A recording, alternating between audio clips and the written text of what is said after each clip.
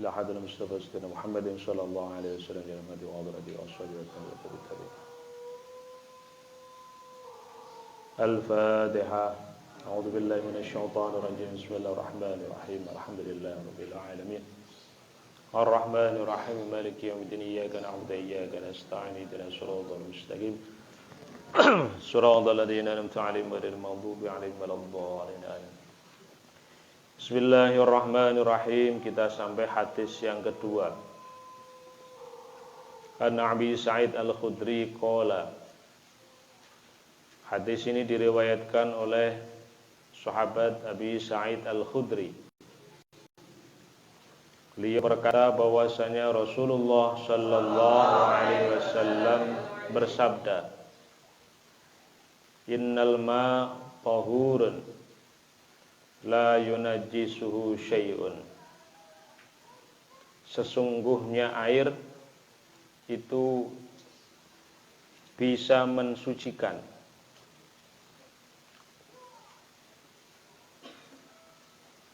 dan tidak ada sesuatu yang menjadikannya najis.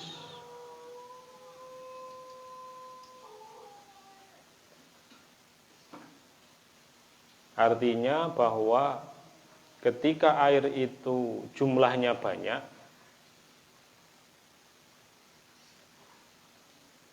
bisa diambil dari lafadz innal ma, ada alnya itu adalah alil kamal, menunjukkan arti sempurna, artinya banyak. Berarti ketika air itu jumlahnya banyak, maka bisa mensucikan dan tidak ada sesuatu yang menajiskannya. Hadis ini masih umum, artinya ketika air itu sudah jumlahnya banyak, maka tidak ada sesuatu yang menajiskannya. Tidak ada penjelasan lebih rinci apakah berubah atau tidak. Dalam hadis ini tidak ada penjelasan. Maka hadis ini menurut ulama ahli fikih disebut hadis yang masih am, masih umum. Belum ada perincian apakah air ini berubah ataukah tidak.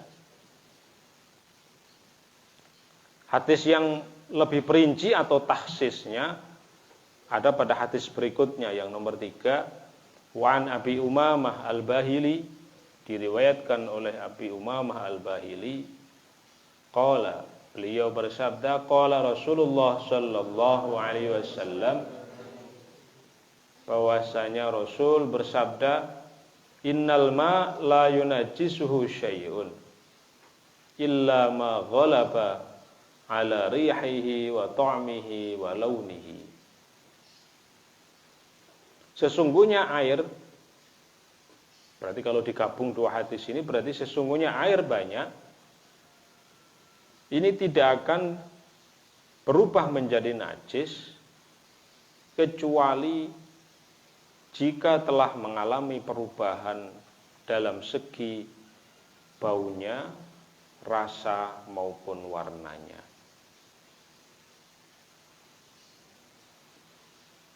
Jadi air itu akan bisa statusnya berubah menjadi najis dengan perincian jikalau selagi tidak berubah. Kalau terjadi perubahan ini baik dalam segi warnanya, baunya, rasanya, maka air itu berubah statusnya dari asalnya suci, mensucikan, berubah menjadi najis.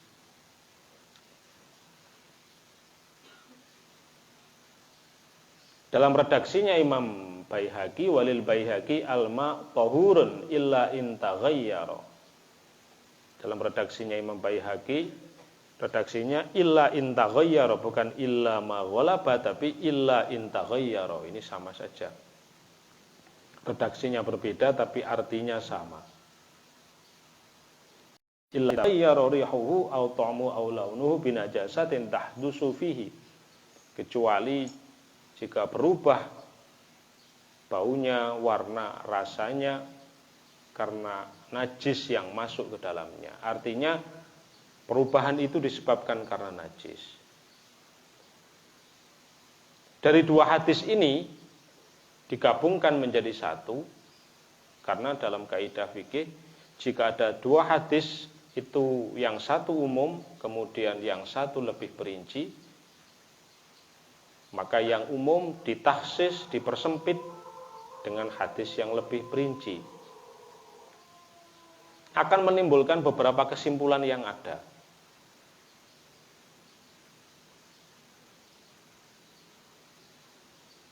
Secara umum, bahwa ulama sepakat, ulama 4 madhab, yakni ulama dari mulai Imam Abu Hanifah, Imam Malik, Imam Syafi'i, dan Imam Ahmad bin Hambal, 4 madhab ini sepakat jika ada air itu berubah setelah dimasuki najis, setelah tercampur najis, ternyata airnya berubah.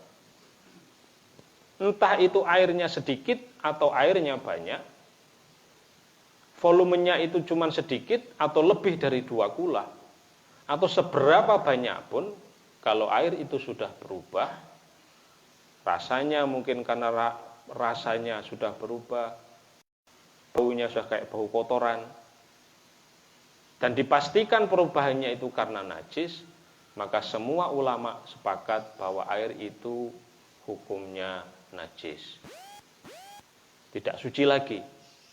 Contoh, empang di samping kita, depan kamar kalian, segede itu, kalau kemudian airnya baunya karena saking banyaknya kotoran yang masuk, entah itu kotoran apapun, kotoran misalkan banyak sekali yang masuk, sampai tercium baunya berubah, warnanya yang asalnya begitu berubah jadi kuning begitu. Atau kemasukan darah sangat banyak jumlahnya, sampai semuanya jadi merah, maka ulama sepakat hukumnya menjadi najis. Hukumnya berubah menjadi najis. Karena berdasarkan hadis Nabi ini, 2 hadis Nabi ini gabung menjadi satu. Nah, sekarang permasalahannya kalau air itu jumlahnya tidak terlalu banyak atau bahkan sedikit jumlahnya, bagaimana? Ini yang menjadi perbedaan beberapa ulama dalam menyimpulkan 2 hadis ini. Ukuran banyak itu seberapa?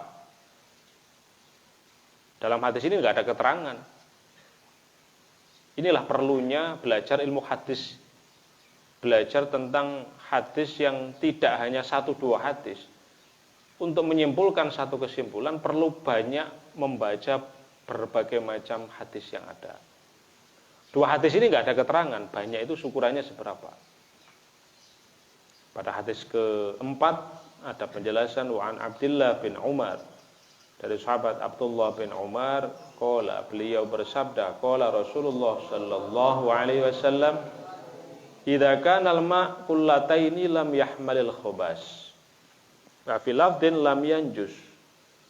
Ketika air itu sudah mencapai ukuran 2 kullah, maka dia tidak akan najis. Redaksinya hampir mirip, cuman ada penjelasan air banyak itu seberapa. Yakni air ketika sudah mencapai 2 kullah dalam hadis ini. Akhirnya 2 kullah ini diteliti oleh ulama. Kullah itu adalah ukuran volume. Ukuran volume sebuah air. Menurut penelitian ulama, kira-kira kalau ditimbang beratnya, air itu 2 kullah bisa mencapai sekitar 183 kg kalau diukur berat. Kalau diukur panjang, lebar, dan tingginya, zaman sekarang mungkin kira-kira 60 cm. Jadi ada bak air, bak mandi di kamar mandi kita, 60 cm panjangnya, tingginya 60 cm, lebarnya 60 cm. Berarti 60 kali 60 kali 60 cm. Itu kalau penuh, berarti dia sudah mencapai 2 kula. Ya, berarti di sini hadis ketiga ini baru ada penjelasan berapa jumlah air yang banyak itu. Ini kalau orang belajar hadisnya cuma 1-2, dia nggak ngerti 2 kula itu seberapa. Maka perlu kita membaca hadis yang jumlahnya banyak biar wawasan keilmuannya tambah banyak juga. Maka dari 3 hadis ini kemudian diambil satu kesimpulan, kalau air itu mencapai jumlahnya banyak, banyaknya yakni sekitar 2 kula. 2 kula artinya seperti tadi, 60 cm kali 60 cm kali 60 cm. Maka air ini tidak akan mudah menjadi najis kecuali jika sudah berubah warnanya, rasanya, dan baunya. 3 aspek ini. Salah satu saja berubah, maka akan menjadi najis. Cuman dalam menyimpulkan hukum kalau tidak mencapai 2 kula, ini yang berbeda-beda beberapa ulama. Menurut Imam Syafi'i, mazhab kita, menurut mazhabnya Imam Syafi'i, air itu kalau tidak ada 2 kula, sedikit saja terkena najis, meskipun tidak berubah, hukumnya tetap menjadi najis. Kalau menurut Imam Syafi'i. Dan akhirnya ini dipedomani oleh mazhab Syafi'iyah. Kenapa bisa begitu? Karena menurut Imam Syafi'i tadi ada keterangan, air itu kalau jumlahnya banyak tidak akan berubah menjadi najis kecuali berubah. Kalau tidak mencapai banyak bagaimana? Ya langsung najis, kata Imam Syafi'i. Imam Syafi'i itu menggunakan kaidah mafhum mukhalafah namanya. Pemahaman terbalik. Nanti dalam ilmu usul fikih itu ada namanya mafhum mukhalafah. Berdasarkan itu akhirnya Imam Syafi'i mengambil kesimpulan semacam tadi. Kalau air itu tidak mencapai 2 kula, air sedikit, maka sedikit saja dia terkena najis. Misalkan ada air 1 ember. 1 ember kecil ini kan nggak ada 2 kula. Sedikit saja terciprat najis, entah itu berubah atau tidak berubah, masih utuh pun tetap menurut Imam Syafi'i hukumnya najis. Sudah. Itu menurut Imam Syafi'i. Bagaimana menurut imam yang lain? Menurut Imam Malik, nah sekarang Imam Syafi'i ini sama dengan pendapat Imam Ahmad bin Hanbal. Ya. Menurut Imam Malik itu gurunya Imam Syafi'i, pemahamannya berbeda. Pemahaman kesimpulannya berbeda. Dari hadis yang kedua tadi, Nabi menyampaikan jika air itu sudah mencapai 2 kula, maka dia tidak akan berubah menjadi najis, kecuali berubah warnanya, rasa, dan bau. Menurut Imam Malik berarti poin utamanya adalah berubah. Itu kesimpulan yang diambil oleh Imam Malik. Jadi jika berubah, maka najis. Maka ketika air itu jumlahnya lebih dari 2 kula, kemudian mengalami perubahan, maka menjadi najis. Kalau kurang dari 2 kula, juga sama. Harusnya juga sama, kata Imam Malik. Kalau nanti air itu tidak ada 2 kula, misalkan cuma 1 ember, kemasukan najis, menurut Imam Malik, berubah apa tidak? Kalau mengalami perubahan, maka hukumnya najis. Kalau tidak berubah, maka tidak apa-apa. Tetap suci hukumnya. Lalu berbeda kan dengan Imam Malik.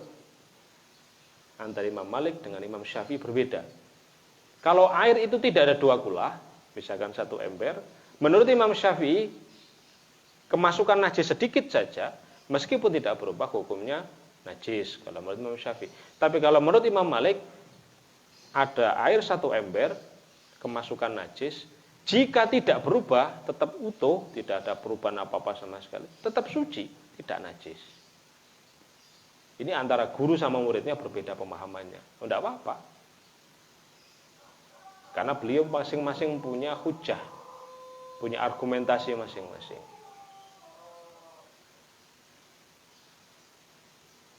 Bahkan menurut pendapat Imam Malik ini diikuti oleh sebagian besar ulama.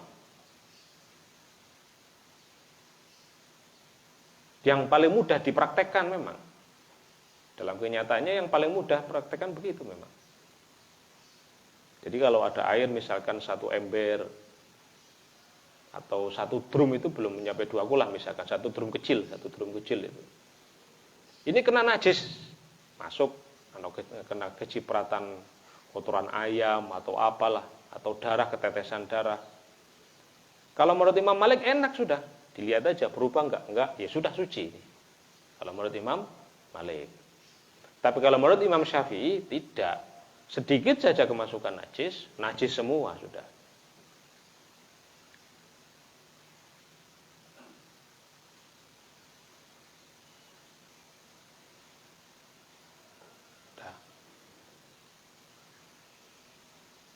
Sekarang yang terakhir menurut pendapatnya Imam Abu Hanifah bagaimana?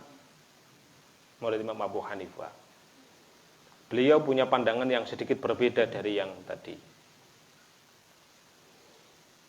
Pendapatnya Imam Abu Hanifah begini. Kalau menurut Imam Abu Hanifah, setelah beliau meneliti dari beberapa hadis yang jumlahnya banyak tentang masalah air yang lebih dari 2 kula atau yang kurang dari 2 kula, beliau memberikan penjelasan begini. Air 2 kula ini ternyata tidak hanya 2 kula dalam beberapa hadis yang saya temukan, kata Imam Abu Hanifah. Tidak hanya 2 kula, ada yang 3 kula, ada yang 4 kula, dan seterusnya. Ini yang benar 2 kula apa 3 kula? Kata Imam Malik, kata Imam Abu Hanifah. Ini kok beda-beda hadisnya?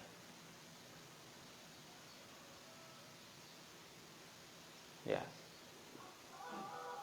Yang benar 2 kula, 3 kula, atau 4 kula, ternyata hadisnya bermacam-macam, banyak jumlah hadisnya, banyak keterangannya, banyak. Dan ini sangat penting, kata Imam Abu Hanifah, karena nanti ketika air itu jumlahnya melebihi dari 2 kula atau 3 kula, itu airnya tidak akan mudah berubah menjadi najis. Ternyata ini hadisnya ada yang mengatakan 2 kula, ada yang mengatakan 3 kula, ada yang mengatakan 4 kula. Perbedaan ukuran ini saling bertentangan, kata Imam Abu Hanifah. Dan ketika dalil ini saling bertentangan, maka otomatis gugur semuanya. Ini kaidahnya Imam Abu Hanifah begitu, gugur semuanya. Malah di depan tadi ada yang mengatakan hadisnya nggak ada perincian apa-apa. Hadis kalau memang air itu sudah banyak, maka tetap suci, tidak akan berubah menjadi najis. Ini nggak ada ukurannya. Yang satu hadis lagi ukurannya 2 kula, yang satu hadis lagi 3 kula, yang satu hadis 4 kula. Ini banyak hadisnya. Kemudian Imam Abu Hanifah menyampaikan seperti tadi. Hadis ini kok kelihatannya saling bertentangan. Kalau saling bertentangan jangan dipakai semua. Kayak orang misalkan ada 4 orang, yang satu ngajak pergi ke Bogor, yang satu ngajak pergi ke Sukabumi, yang satu ngajak pergi ke Bandung, yang satu ngajak pergi ke Banten. Ini kan berbeda semua. Ya jangan dipakai semuanya.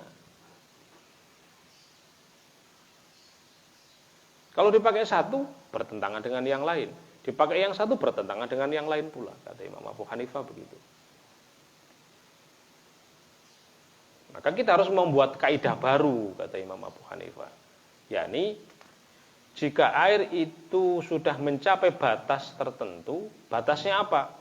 Kalau digerak-gerakkan pada satu sisi, sisi yang lain tidak ikut bergerak, maka air itu tidak akan mudah berubah menjadi najis. Ukurannya seberapa? Ya gede banget berarti. Kalau yang satu kita obok-obok dengan tangan, sebelah sana kira-kira ikut gerak-gerak apa enggak?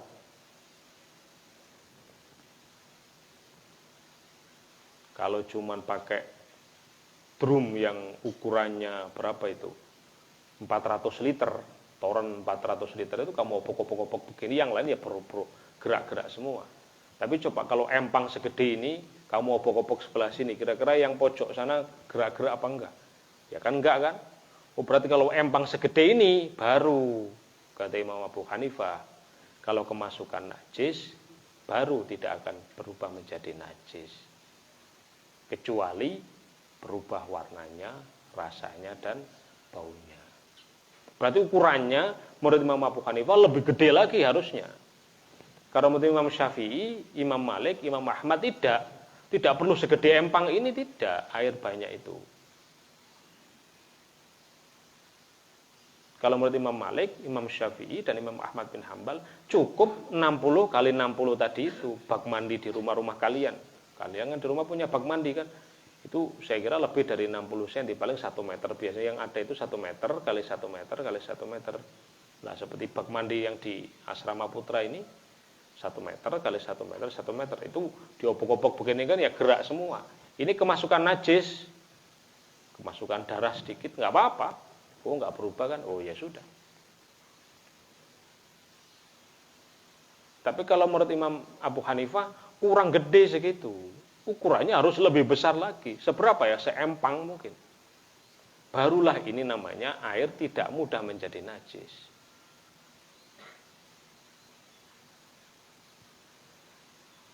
Ya. Inilah para ulama-ulama berbeda dalam menyimpulkan hadis-hadis yang ada. Dari 3 hadis ini ada beberapa perbedaan ulama. Dan ini saya berharap tidak menjadikan kita malah bingung, tidak. Malah menjadikan kita lebih luas wawasannya. Kalau kita di rumah nanti bisa mempraktekkan 3 ulama ini, bisa. Bisa mempraktekannya. Boleh kalian mempraktekkan. Oh, kalau pas jumlah airnya banyak, airnya nggak susah. Di rumah kalian air susah nggak? Enggak. Air di rumah kalian itu termasuk mahal enggak bayarnya? Enggak. Oh, berarti ikut aja Imam Syafi'i yang berat.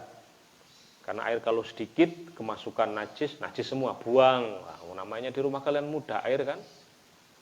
Kayak di Cijeruk sini air gampang. 1 ember kemasukan kecipratan najis, darah sedikit, kena kotoran sedikit, 1 ember buang aja. Di sini air gratis kan? Ya. Tapi kalau rumahmu susah airnya susah, bayarnya mahal atau susah. Ada di beberapa daerah di Sumatera itu airnya susah. Pengen dapat air aja, air hujan tadah itu, nunggu hujan datang. Nah, ini pakai saja madzhab Imam Malik, enak. Jadi air itu masukin tangan apa-apa, cuci tangan kamu masukin, berubah enggak, ya udah, suci semuanya sudah. Ya kan? Kalau di rumah kamu airnya agak susah. Kalau air susah, pakailah madzhab Imam Malik. Ya. Jadi Islam memberikan kelonggaran kepada kita. Islam memperbolehkan kalian, tapi dengan syarat menyesuaikan kondisi kalian. Lihat di rumah kalian kondisinya gimana. Kalau kondisinya lega, air murah, airmu gampang, ya sudah pakailah Imam Syafi'i yang agak ketat dalam urusan air. Ya. Akhirnya menjadikan orang itu tidak kaku, tidak ekstrim menyikapi permasalahan yang ada. Nah, itu saja pengajian pada pagi hari ini. Ihdinas siratal mustaqim. Wassalamualaikum warahmatullahi wabarakatuh.